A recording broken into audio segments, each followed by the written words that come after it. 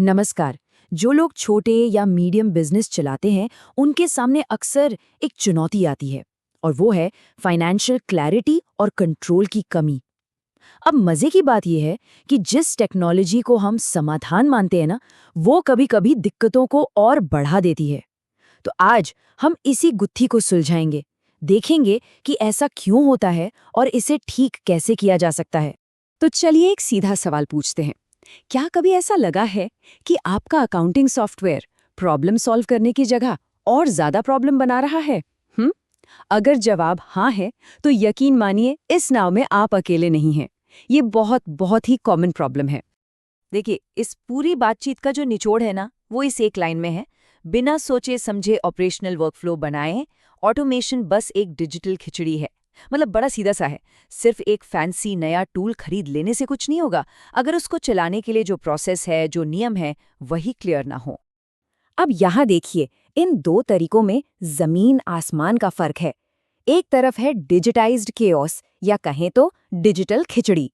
इसमें क्या होता है, पहले टूल खरीद लिया, जिससे जो पहले से मेस था वो और कॉम्प्लिकेट हो गया और हम बस प्रॉब्लम आने पर रिएक्ट करते रहते हैं। लेकिन दूसरी तरफ है ट्रू फाइनेंशियल ऑटोमेशन।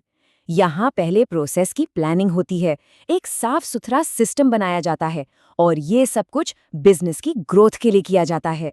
तो यहीं पर होती है सबसे बड़ी नंबर 1 गलती, ह्यूमन प्रोसेस की प्लानिंग किए बिना ही सॉफ्टवेयर खरीद लेना। देखिए, टेक्नोलॉजी ये डिसाइड नहीं कर सकती कि कंपनी में पैसों की जिम्मेदारी किसकी है। ये तो इंसानों को तय करना होगा, है ना, कि भाई बिल कौन बनाएगा, पेमेंट को अप्रूव कौन करेगा और आखिर में हिसाब किताब कौन मिलाएगा।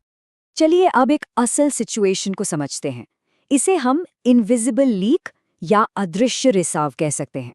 ये एक बहुत ही खतरनाक स्थिति है, जहां कंपनी कागजों पर तो प्रॉफिट में दिख रही है, लेकिन जब बैंक अकाउंट देखते हैं तो कैश है ही नहीं।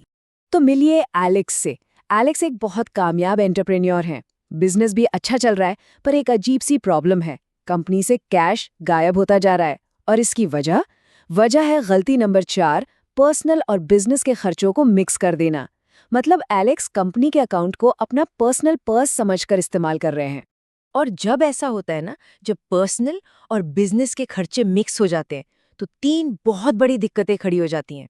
एक, प्रॉफिट के जो आंकड़े हैं वो गलत दिखने लगते हैं। 2, कैश गायब होने लगता है, इसे कहते हैं प्रॉफिटेबल बट ब्रोक सिंड्रोम। और 3, कंपनी की परफॉर्मेंस के जो मैट्रिक्स हैं वो बिगड़ जाते हैं। और फिर इन्वेस्टर्स या बैंकों से पैसा उठाना लगभग नामुमकिन हो जाता है। तो सवाल ये है कि इस अदृश्य लीक को बंद कैसे करें? इसका सॉल्यूशन काफी सीधा है। सबसे पहले पर्सनल और बिजनेस के लिए एकदम अलग-अलग बैंक अकाउंट्स होने चाहिए। दूसरा, सिर्फ बिजनेस के लिए डेडिकेटेड क्रेडिट कार्ड्स यूज करें। और तीसरा, सिर्फ और सिर्फ बिजनेस से जुड़े खर्चों को ही सख्ती से ट्रैक किया जाए। बस इतना करने से ही पैसों का ये जो बहाव है वो रुक जाएगा। चलिए अब एक दूसरी बड़ी प्रॉब्लम की तरफ बढ़ते हैं, और वो है इंटरनल कंट्रोल्स और अप्रूवल प्रोसेस का न होना। इसे हम परमिशनलेस क्राइसिस भी कह सकते हैं। मतलब असली सवाल ये है कि कंपनी के बटुए पर यानी पैसों पर कंट्रोल आखिर है किसका। जरा एक सेकंड के लिए सोचिए, आपकी कंपनी में बिल कौन बना सकता है और पेमेंट कौन कर सकता है? अगर इसका जवाब है कोई भी कर सकता है, तो बॉस, ये एक बहुत बड़े रिस्क का सिग्नल है। और यही है गलती नंबर 5, कोई अप्रूवल सिस्टम ही नहीं है। देखिए, जब कोई भी पेमेंट कर सकता है तो सीधा सीधा फ्रॉड का दरवाजा खुल जाता है, काम में केओस फैलता है और अगर कुछ गड़बड़ हो जाए तो किसी की जवाबदेही तय करना नेक्स्ट टू इम्पॉसिबल हो जाता है।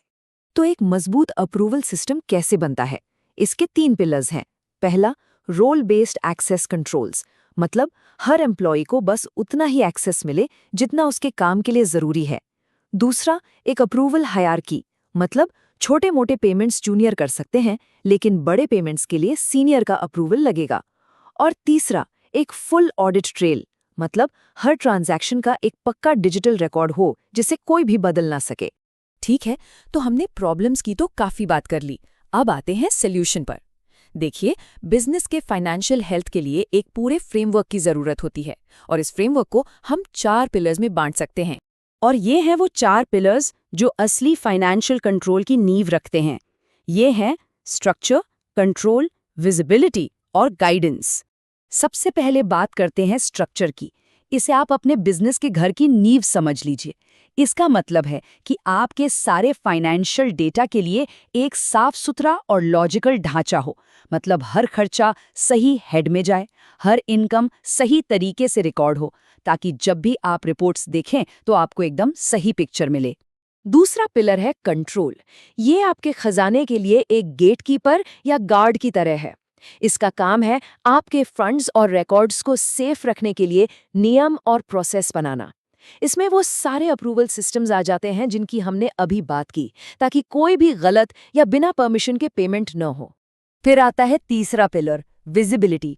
इसका सीधा सा मतलब है कि आप अंधेरे में तीर नहीं चला रहे। ये आपको किसी भी पल रियल टाइम में ये देखने की पावर देता है कि बिजनेस में फाइनेंशियली हो क्या रहा है, बैंक में कितना कैश है, कस्टमर से कितना पैसा आना है। ये सारी जानकारी आपके फिंगर टिप्स पर होनी चाहिए। और आखिर में चौथा और शायद सबसे जरूरी पिलर, गाइडेंस यानी मार्गदर्शन। देखिए, सिर्फ नंबर्स और डेटा देखना काफी नहीं है। गाइडेंस का मतलब है उन नंबर्स के पीछे की कहानी को समझना और उस समझ को बिजनेस की ग्रोथ के लिए इस्तेमाल करना। ये कच्चे डेटा को एक्शन लेने लायक इंटेलिजेंस में बदलने जैसा है। और हाँ, इसके लिए अक्सर किसी एक्सपर्ट की जरूरत पड़ती है। और अगर विजिबिलिटी और गाइडेंस को इग्नोर कर दिया जाए तो बिजनेस का ओनर एक तरह से फाइनेंशियली ब्लाइंड हो जाता है। और यहीं पर होती है गलती नंबर 7, यानी कोई डैशबोर्ड ना होना, और गलती नंबर 10, यानी कोई एक्सपर्ट गाइडेंस ना होना। एक बात हमेशा याद रखिए, सॉफ्टवेयर आपको बताता है क्या हुआ, लेकिन एक एक्सपर्ट आपको बताता है तो क्या, मतलब उस डेटा का असली मतलब क्या है और अब आगे क्या करना है। तो चलिए अब इन सारे डॉट्स को कनेक्ट करते हैं। अब तक जो भी हमने डिस्कस किया उसे एक साथ रखकर देखते हैं कि कैसे इस केओस से निकलकर कंट्रोल की तरफ बढ़ा जा सकता है। एक बात समझना बहुत जरूरी है, सिर्फ एक बिजनेस चलाने से, एक एसेट को मैनेज करने तक का जो सफर है ना, वो इन 10 गलतियों को ठीक करके ही पूरा होता है। ये एक ज्यादा प्रोफेशनल और स्केलेबल बिजनेस मॉडल की तरफ जाने का सीधा रास्ता है। और ये रही वो मास्टर स्लाइड जहां सब कुछ एक साथ जुड़ जाता है। आप कोई भी कॉमन गलती उठा लीजिए, चाहे वो मैनुअल एंट्री हो, अप्रूवल सिस्टम का ना होना हो या एक्सेल में जीएसटी फाइल करना हो। हर गलती सीधे सीधे हमारे उन 4 पिलर्स में से किसी एक की कमी से जुड़ी है। और सॉल्यूशन हमेशा इन चारों पर फोकस करने से ही मिलेगा। स्ट्रक्चर, कंट्रोल, विजिबिलिटी और गाइडेंस, ये चारों मिलकर ही एक मजबूत फाइनेंशियल सिस्टम बनाते हैं। तो जाते जाते बस एक आखिरी बात, इसे गांठ बांट लीजिए। ऑटोमेशन कोई आईटी प्रोजेक्ट नहीं है, ये एक फाइनेंशियल डिसिप्लिन है। ये सिर्फ टेक्नोलॉजी की बात नहीं है, ये माइंडसेट, प्रोसेस और अनुशासन की बात है। और जब इस अनुशासन को अपनाया जाता है तभी असली फाइनेंशियल क्लैरिटी और कंट्रोल हासिल होता है।